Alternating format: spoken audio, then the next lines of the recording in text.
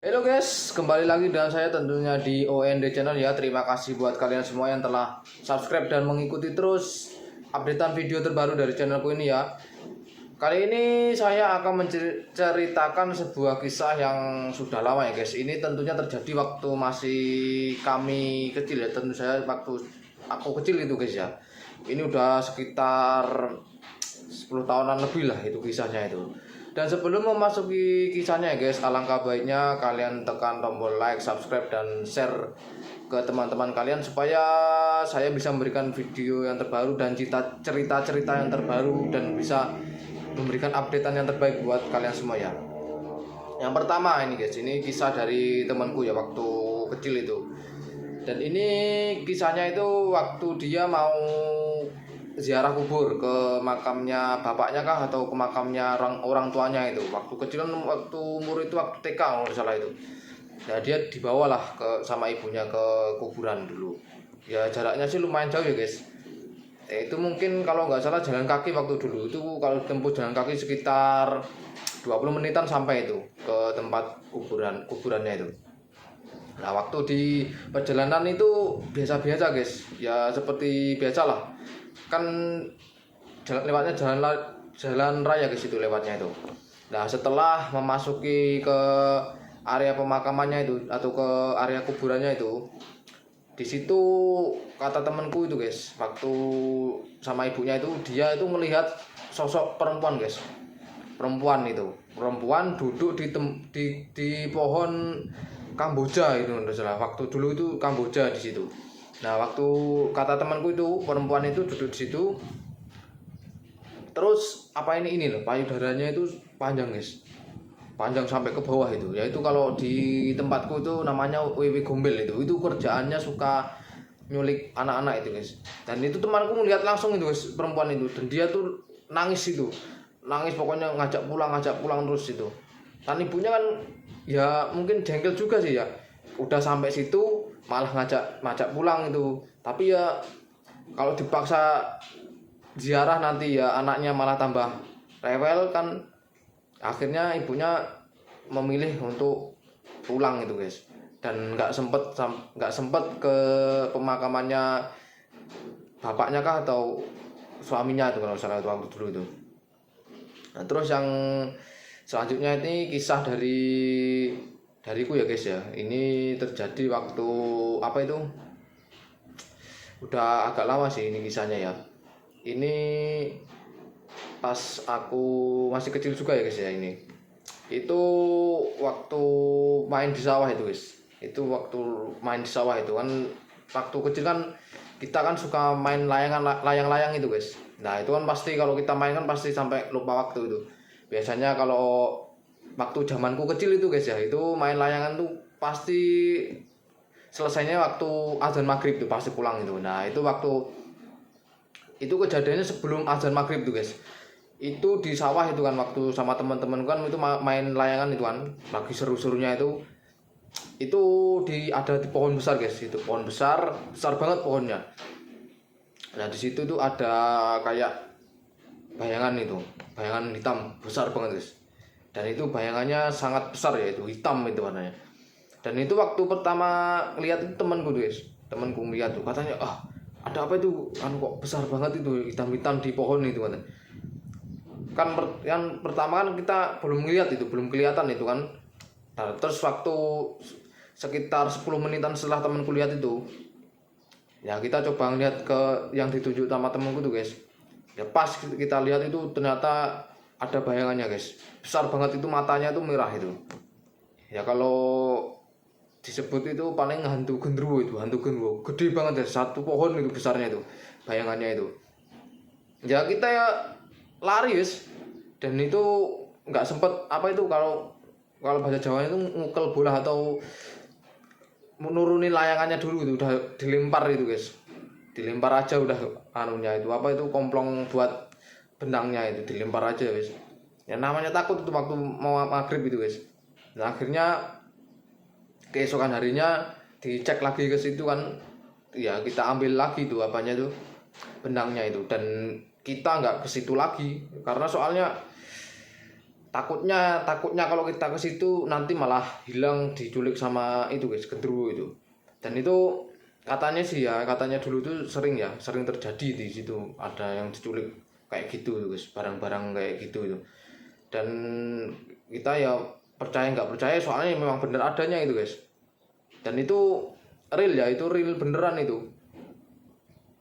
Waktu dulu itu kalau di Jawa itu kalau udah masuk maghrib belum pulang, apalagi masih anak-anak masih TK itu, kalau belum pulang pasti hilang itu, pasti ada hilang, entah satu entah dua pasti hilang. Dan itu nanti ketemunya yang dicari kalau nggak di balik pohon ya disembunyikan di mana gitu, tapi yang pasti sering itu di balik pohon guys. Itu yang nyulik ya itu tadi, yang payudaranya sampai ke bawah itu, atau yang disebut dengan wewe gombel itu guys.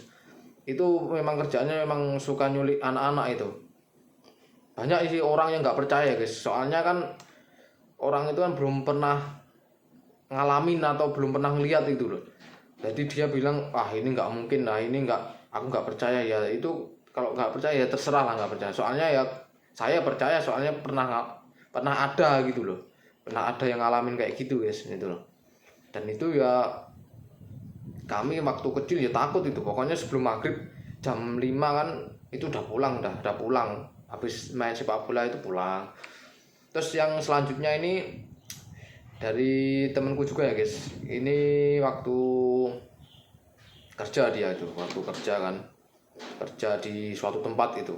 Nah itu ya ini hantunya sama guys, genderuwo juga ini. Waktu dia kan waktu masih buka lahan gitu katanya, waktu buka lahan itu ada hutan, kalau di sini namanya hutan pohon apa ini namanya itu ya, pokoknya yang lurus itu loh, pohon yang lurus, pokoknya kalau di Kalimantan itu pohon yang lurus itu. Nah di situ itu katanya itu paling sering banyak dan paling banyak penunggunya ya di situ guys. Itu waktu buka lahan itu, iksanya itu kan waktu buka lahan gini, nah itu langsung muncul itu guys, hitam gede banget itu kepalanya aja itu yang muncul. Pas waktu dibuka hutannya itu langsung muncul deh kepalanya. Itu matanya merah itu, yang kelihatan cuma matanya aja sama bayangan hitamnya itu, merah itu matanya sambil melotot itu. Orangnya yang diiksa itu mau muter itu nggak bisa guys katanya itu, ya cuma mandang aja itu. Terus waktu turun itu pas ada temanku datang itu, dia baru bisa turun guys, itu baru bisa turun. Waktu turun tuh katanya gemeteran dia. Sama temanku kan nggak tahu, diketawa ini, kenapa kamu bro gitu dia bilangnya. Aduh, ada penunggunya katanya. Ya mesti katanya, nggak minta apa itu, nggak salam dulu katanya, nggak salam dulu, maksudnya itu assalamualaikum gitu lah di tempat-tempat kayak gitu ya. Kalau kita sebagai orang muslim ya guys, kalau ada tempat-tempat yang angker tuh harus baca doa guys, karena soalnya ya kita sama mereka tuh ya sama guys, cuma beda dimensi aja gitu loh. Soalnya kalau kita ibaratnya kita punya rumah, terus kayak kita ada tamu nggak diundang terus semaunya sendiri, yang pasti yang tuan rumahnya pasti marah kan ya. Itu seperti kita juga guys gitu loh. Dan selanjutnya ini kisah dari temanku juga ya guys ya. Dari temanku itu waktu ngelihat Banaspati, tapi di Jawa ini guys. Itu juga waktu posisinya waktu malam itu, waktu cari jangkrik itu kan waktu cari jangkrik kan pasti malam hari kan. Nah waktu malam hari kan kalau waktu dulu kan pakai itu yang lampu yang pakai minyak itu guys, yang pakai minyak itu namanya petromak apa itu. Nah itu ke sawah dia nyari kan ya udah lumayan lah, dapat lumayan banyak kan. Lepas di tengah sawah itu guys, yang kata temanku lihat itu ada bola itu, gede bolanya itu, bola api itu guys. Dan itu ngejar itu, bola apinya itu ngejar di situ, ngejar temanku, sama kan ada dua itu, sama temanku kejar itu. Dan temanku itu untungnya waktu dikejar itu ada kolam guys, kolamnya orang lah mungkin itu, lompat ke situ dia, lompat ke situ. Dan bola apinya itu katanya di atasnya dia tuh guys. Tapi sama temanku tuh akhirnya ciprat-cipratkan ke atas itu. Dan itu agak lama katanya itu di atas itu, dan dia nunggui temanku itu kalau sampai temanku itu ke darat itu mungkin bisa meninggal katanya, dihisap kepalanya itu guys. Itu kalau di Jawa memang kayak gitu bang, itu di sawah itu yang pasti di sawah itu guys. Kalau di tempat-tempat angker jarang sih, kalau Banaspati itu yang sering di sawah kalau di tempatku ya. Dan itu ngejar itu guys, itu hantunya ngejar itu. Dan kata temanku tuh agak lama katanya. Wah ini kalau sampai